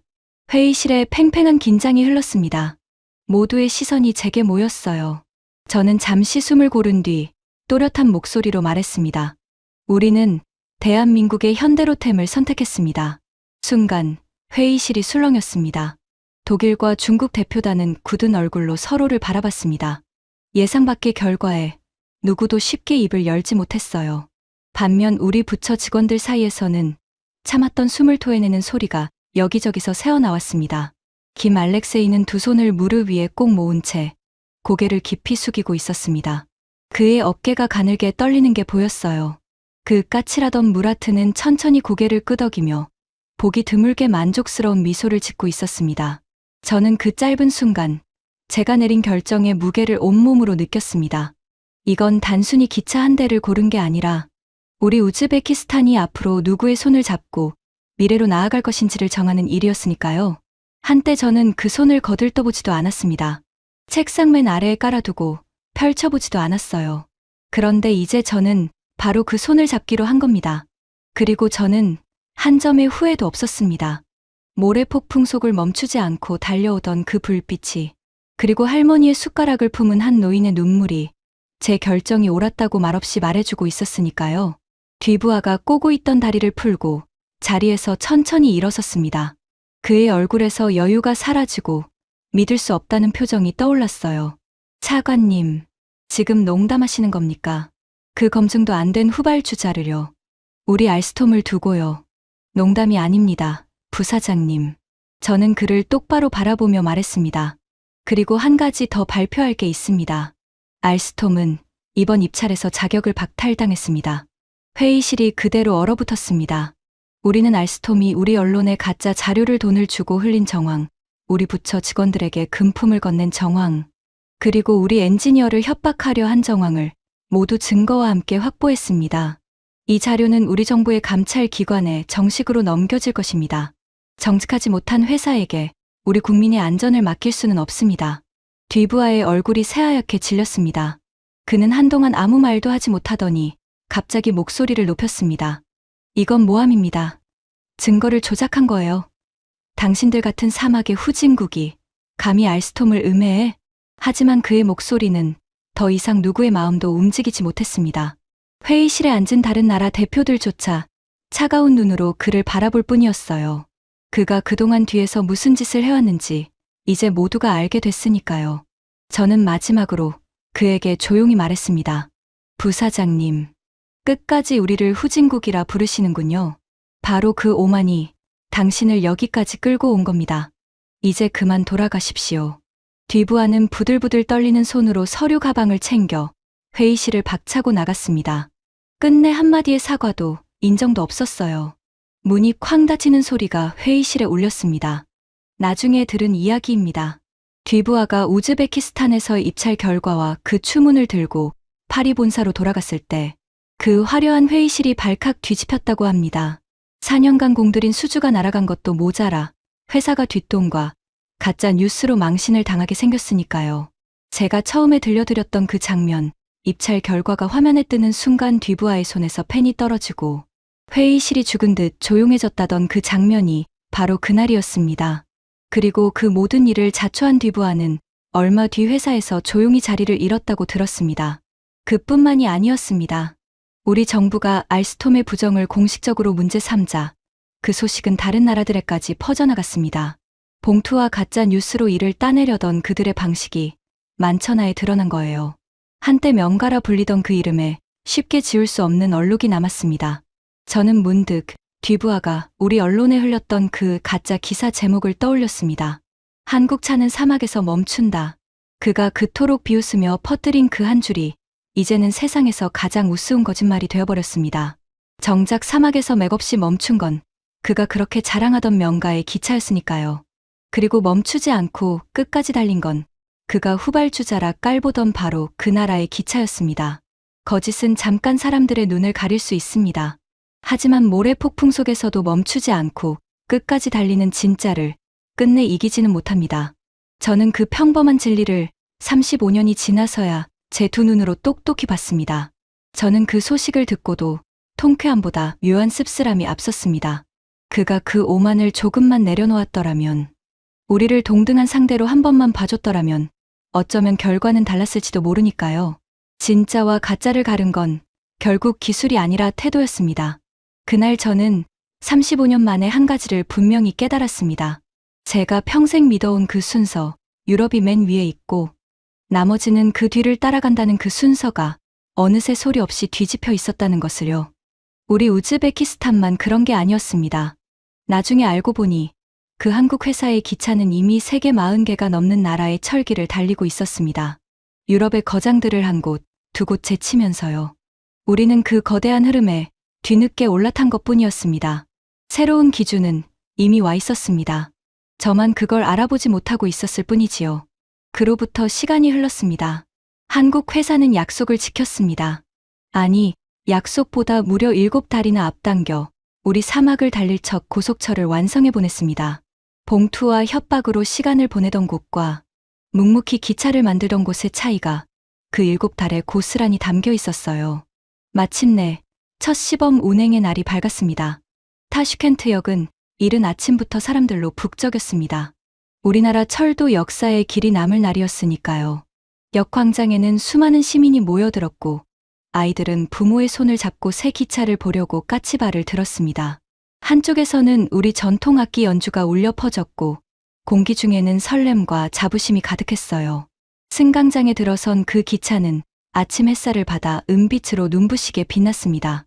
한때 모래를 잔뜩 뒤집어 쓴 채 시운전 선로를 달리던 그 차가 이제는 말끔하게 단장하고 수많은 사람의 환호 속에 서 있었습니다. 저는 그 모습을 보며 가슴이 벅차올랐습니다. 승강장 한쪽에는 박지훈이 서 있었습니다. 그 수수한 작업용 점퍼 차림 그대로였어요. 그는 화려한 개통식의 주인공 자리에 끼어들지 않고 멀찍이 떨어진 곳에서 조용히 자기 손으로 만든 기차를 바라보고 있었습니다. 저는 그에게 다가가 손을 내밀었습니다. 박 엔지니어, 당신 말이 맞았습니다.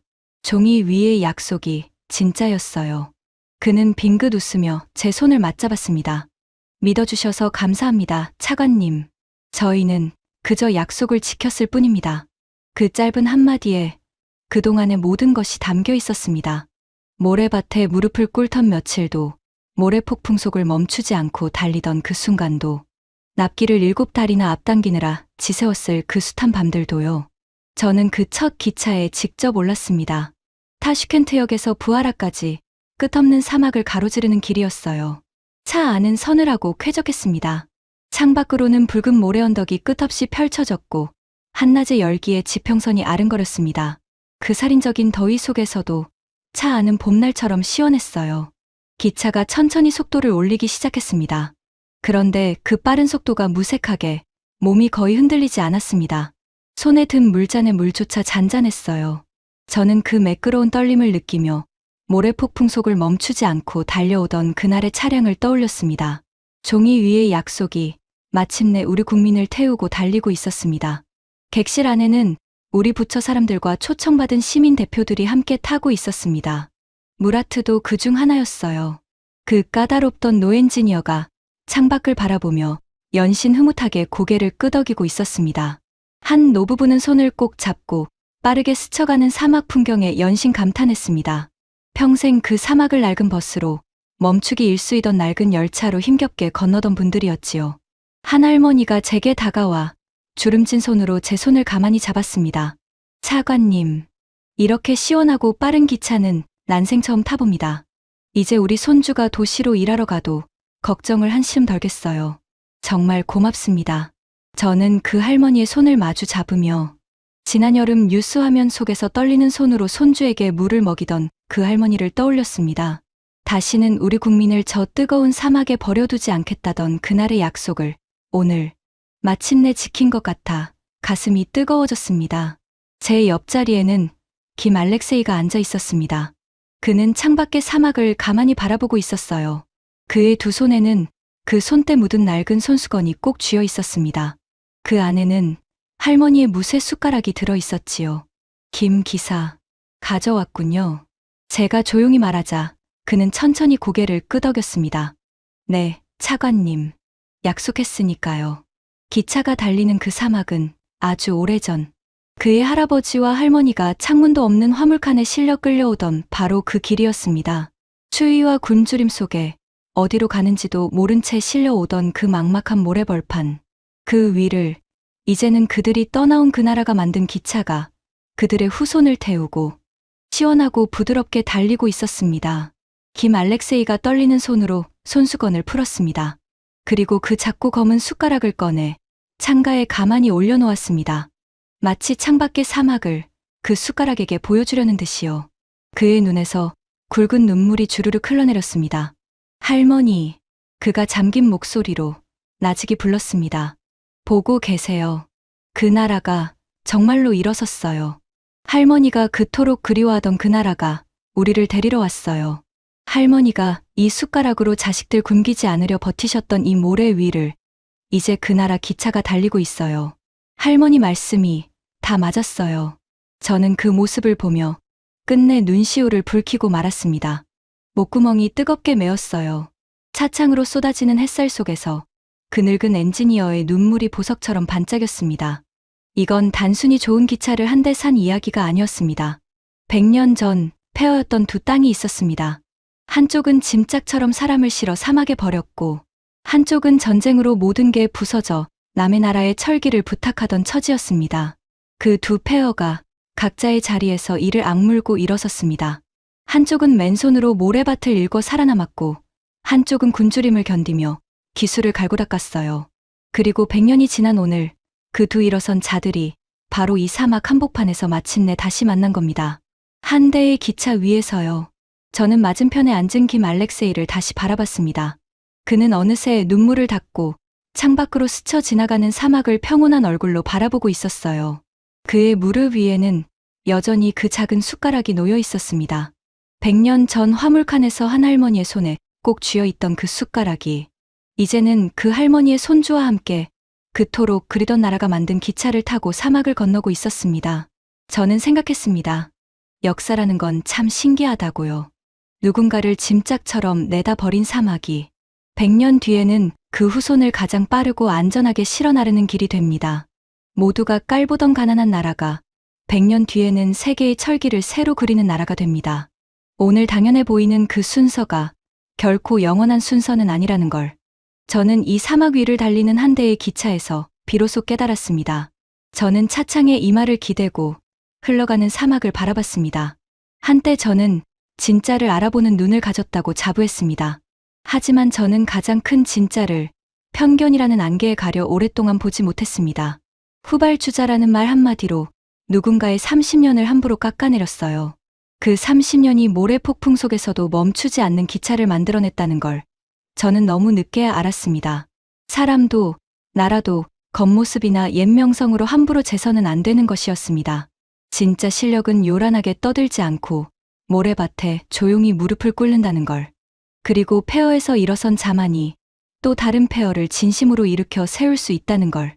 저는 이 한 대의 기차에서 평생 배우지 못한 것을 배웠습니다. 기차는 붉은 사막을 가르며 멈추지 않고 달렸습니다.